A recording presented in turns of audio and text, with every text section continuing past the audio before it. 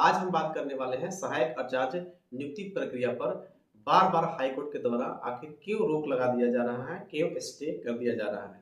जैसा कि आप सभी जानते हैं 26,001 पदों पर झारखंड सरकार द्वारा सहायक आचार्य नियुक्ति प्रक्रिया काफी लंबे समय से चल रहा है और परीक्षा अप्रैल 2024 में लिया भी जा चुका है। जेएसएससी के द्वारा सितंबर के पहले सप्ताह में रिजल्ट जारी करने का कैलेंडर भी जारी कर दिया गया था, लेकिन इसी बीच सीटेट वालों के द्वारा केस कर दिया जाता है और यह रिजल्ट प्रकाशित होने में विलंब हो जाती है। झारखंड सरकार के द्वारा भी यह प्रयास किया जा रहा था कि झारखंड विधानसभा चुनाव के पहले रिजल्ट हम प्रकाशित कर दें। इसी के संबंध में झारखंड सरकार द्वारा हाई कोर्ट से आग्रह भी किया गया था रिजल्ट प्रकाशन करने का अनुमति दिया जाए, लेकिन झारखंड हाई कोर्ट द्वारा उस समय भी स्टे कर दिया गया था।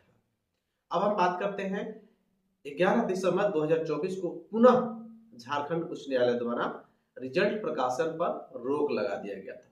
आखिर इसका कारण क्या है कि झारखंड उच्च न्यायालय द्वारा सहायक आचार्य नियुक्ति प्रक्रिया के जो रिजल्ट है उसके प्रकाशन पर रोक लगा दी जा रही है।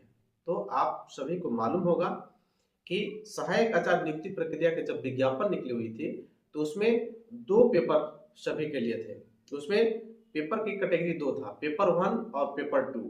पेपर 1 में सभी को 30% लाना अनिवार्य था, तभी आपका पेपर 2 जांच किया जाएगा। यानी पेपर 1 क्वालिफाइंग था लेकिन 30% लाना अनिवार्य था, जबकि पेपर 2 में कई सेक्शन बटे हुए थे और सभी सेक्शन में 33% लाना अनिवार्य था। लेकिन झारखंड के पारा शिक्षकों द्वारा झारखंड सरकार से आग्रह किया गया, जेएसएससी से आग्रह किया गया कि हम काफी लंबे समय से झारखंड में शिक्षा का दीप जला रहे हैं, इसलिए 30% और 33% के जो नियम है, जो विज्ञप्ति निकाले हुए हैं, उसे शिथिल करके सामान्य कर दिया जाए। हम चाहे जितना भी नंबर लाए मुझे पास माना जाए, यदि हम मेरिट में आते हैं तो हमारी नियुक्ति की जाए। इसी के संबंध में जेएसएससी के द्वारा पुनः संशोधित सूची आया, पुनः संशोधित नोटिस आया कि 30% और 33% जो पारा शिक्षकों के लिए है वो स्थिर कर दिया जाता है। इसी के बीच सामान्य जो अभ्यर्थी थे वो कोर्ट में केस कर देते हैं कि यह जो नियुक्ति प्रक्रिया निकली हुई है वो सामान्य नियुक्ति प्रक्रिया है, इसलिए इसमें किसी को विशेष आरक्षण नहीं दी जाए।